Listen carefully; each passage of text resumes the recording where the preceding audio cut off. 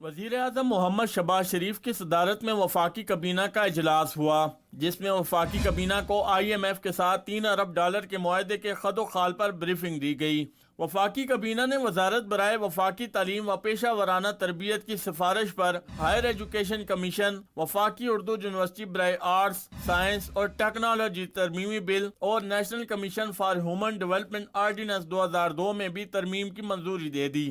کابینہ نے وزارت تجارت کی سفارش پر افغانستان میں خوراک کی فراہمی کے آپریشن کو جاری رکھنے کے لیے ورلڈ فوڈ پروگرام کی گاڑیوں کے اسپیئر پارٹس کے ایک کنٹینر کی پاکستان کے راستے کراچی سے کابل تک ٹرانزٹ کی اجازت دے دی۔ اجلاس میں وفاقی کابینہ کو اسلام آباد میں سالڈو ویسٹ مینجمنٹ کے منصوبے سے متعلق آگاہ کیا گیا۔ قلیل المدتی پالیسی کے تحت اسلام آباد بشمول مضافتی علاقوں سے ویسٹ کلیکشن شروع کی جا چکی ہے، جبکہ طویل المدتی پالیسی کے تحت اعلیٰ معیار کی بین الاقوامی کمپنیوں کی خدمات حاصل کرنے کے لیے ٹینڈرز جاری کر دیے گئے ہیں۔